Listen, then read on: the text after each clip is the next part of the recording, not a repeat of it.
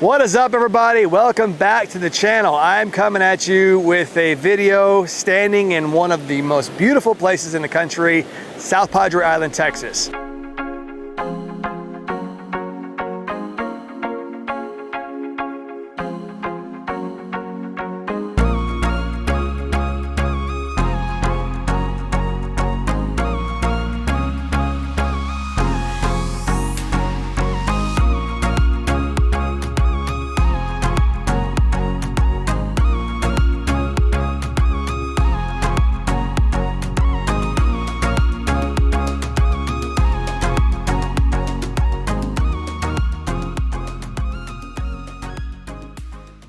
I'm literally looking at the ocean right now. I spent the last 24 hours inside my 2024 Boreas XT. And if you're new to the channel, you probably clicked on this video because you're maybe in the market for your own overland trailer, maybe specifically the Boreas XT like this one, or maybe you're considering moving from car camping to trailer camping. So in this video, I'm gonna do my very best to try to share some information about the Boreas XT specifically.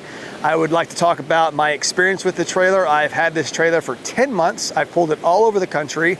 It's been in all different sorts of situations in different types of conditions. And I just kind of want to share with you my experience with it, what I like about it, a few things that I don't like about it. And then we will just hopefully share some stuff with you guys to maybe make your adventuring moving forward a little bit more enjoyable. So to start off, we will start with the price of the trailer. We'll move to exterior, interior, the galley, and then some general specifications about it. So this trailer starts at about $44,990 as its stripped down version, which is just a cabin and a bed. My personal trailer here is loaded to the gills. It's got every ad in the catalog based off how I camp and adventure. And I'll kind of go over some of those things at the end of the video with my personal experience. But to start off, we're gonna start with the exterior of the trailer. Overall, it's got a really cool aesthetic to it. It's, kind of all black trimmed. It's got a cool wrap on it. It's all a fiberglass composite 1.5-inch structure that's insulated. So, there's not gonna be worry about corroding or rotting away because it's all metal, aluminum, and fiberglass materials. Underneath the trailer, it's got a Cruisemaster axle-less independent suspension sitting on top of a 31-inch BF Goodwrench KO2 tire wrapped in a 17-inch steel Pro Comp wheel. It does have a full-size spare, so if you blow a tire, you've got a full-size spare to go right back in its place. The trailer comes factory equipped with electric trailer brakes, which is really nice for towing, especially when you got the trailer loaded down. Custom tongue box with Zamp solar plug on it, so if you want to run additional solar, you can do so. It's got a Victron charge controller, kind of managing all of your power management system inside the trailer. Up front, there's a D35 hitch coupler, which virtually prevents any sort of binding between trailer and tow vehicle. This thing will rotate 360 degrees up and down, front to back. So those gnarlier trails where you got this thing really off camber, there's not gonna be any binding between the trailer and the tow vehicle. All of the lighting on the trailer is LED, including the reverse lights. There's 2 exterior LED porch lights with dimmers on the side, dual color, so it's white and amber. Personally, I like the amber. It seems to prevent bugs gathering around camp at nighttime. Up top of the trailer, there's a custom aluminum roof rack. So if you need a, kayak or, whatever gear you might have, there's a roof up top that has a rack on it that is load bearing, so you can stack some additional weight up top of the trailer. On the left side of the trailer, there's an 8x8 side awning that has an add-on room space, which is nice if you need to change or, a little workspace. You can set up a sole separate room outside of the trailer. On the other side of the trailer, there is an instant hot water shower mounted to the side. Right below that, there's 2 11-pound propane tanks. One tank is plugged into the hot water heater. The other one is plugged into the furnace. The additional tank is sort of just an accessory or an add-on. I tend to have a propane fire pit at camp, so I'll usually pull that tank off to run that fire pit.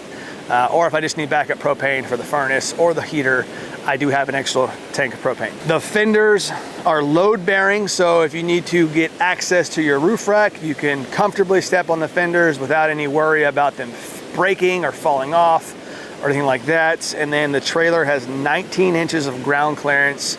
So if you're on a gnarlier trail, there's no worry about dragging belly. Now, moving on to the interior of the cabin, 2 large cabin doors on either side of the trailer that allows you access inside the trailer.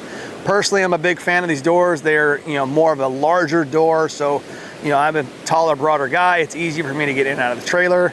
The doors are also rad because there's pop-up door windows that allows you to have fresh air flowing through. They are screened, and there's also a privacy roll as well. So if you get inside the trailer, you can completely shut yourself in, change, do your business, whatever, and nobody can see inside, or vice versa. You can open it all up and have some fresh air flowing inside the trailer.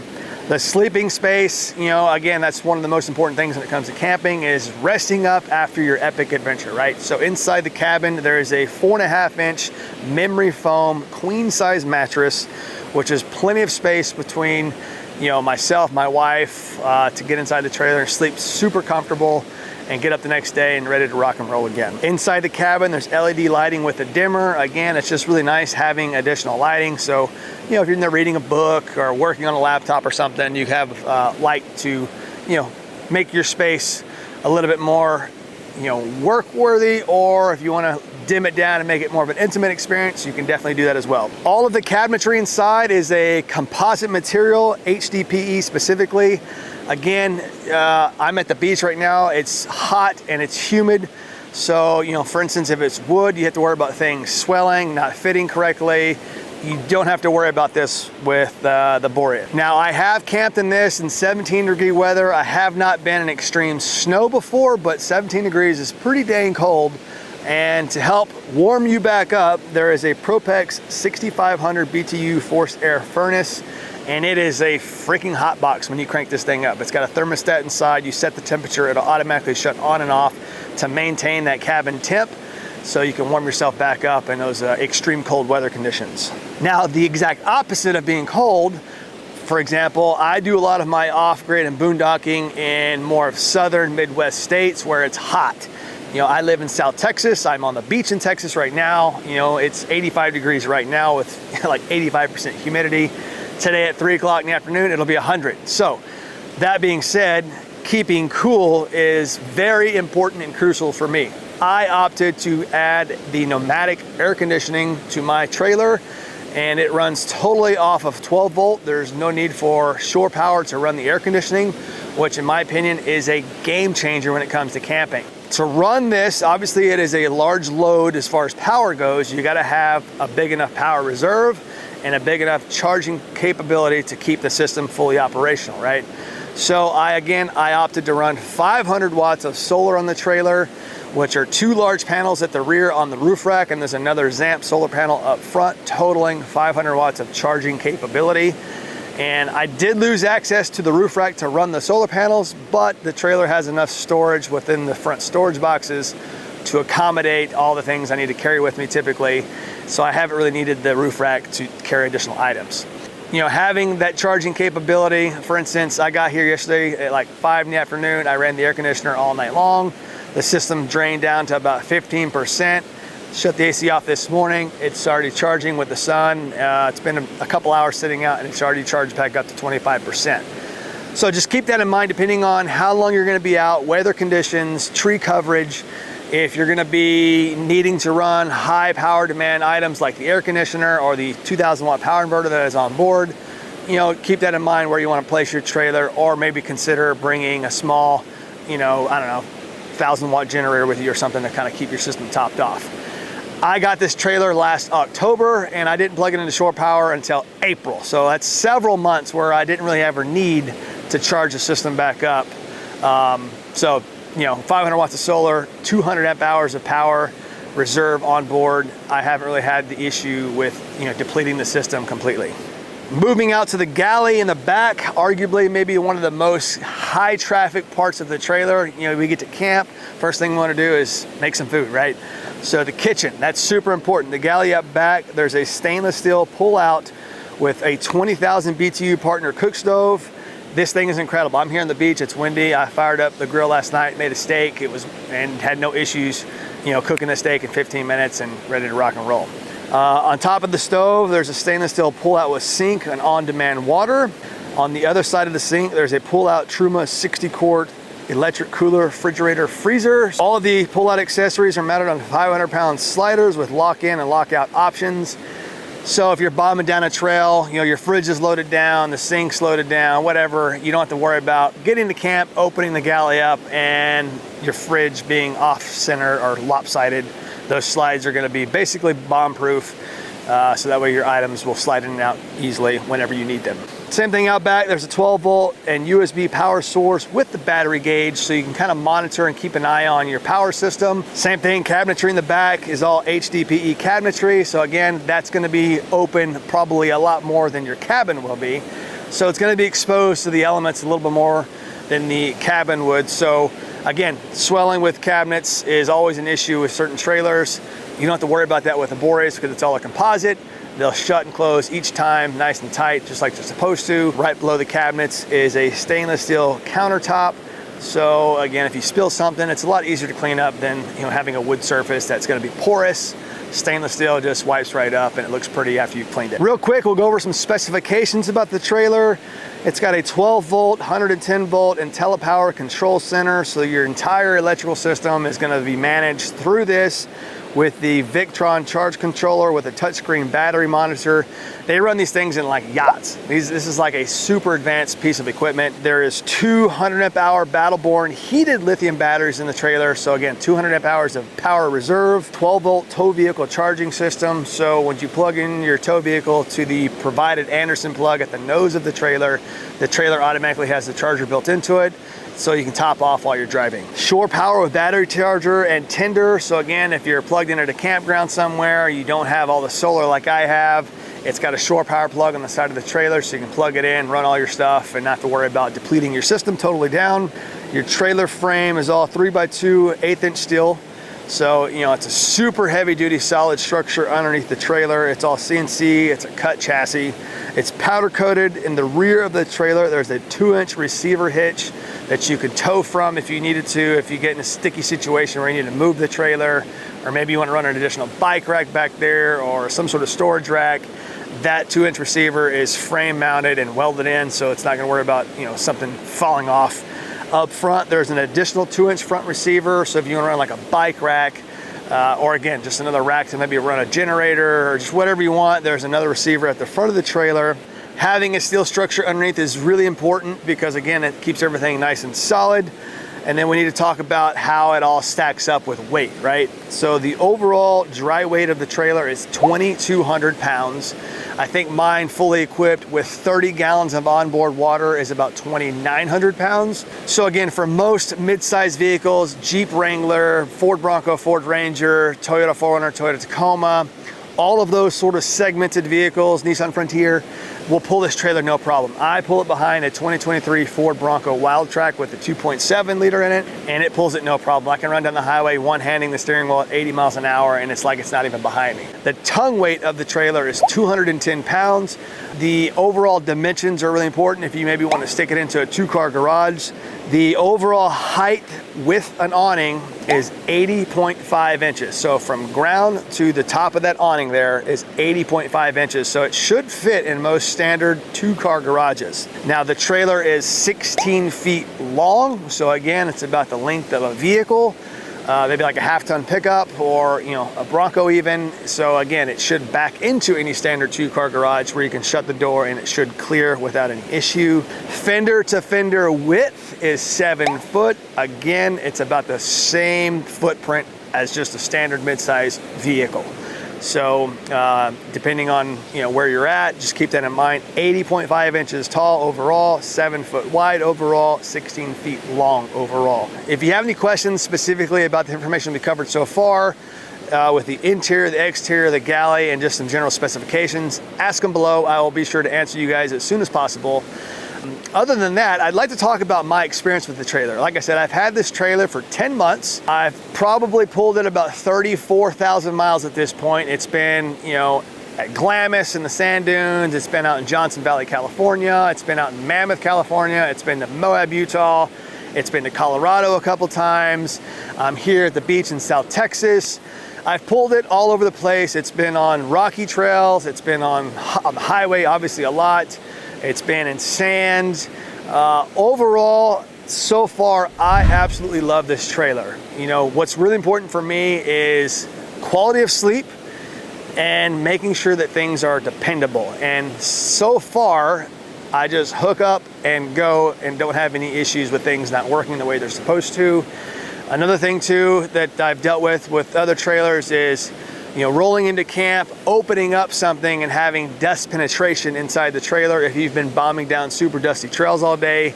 I've done that with this trailer. I've pulled that through, silt and sand out in California, running 50 miles an hour, just bellowing smoke and dirt everywhere. And, I've pulled up to camp, opened the galley, opened the cabin, zero dust penetration inside the trailer, which is, again, really nice to get there. You're not having your items, your kitchen, your clothes full of dirt. Same thing, it's been under heavy rain. I've never had any water penetration with the trailer either.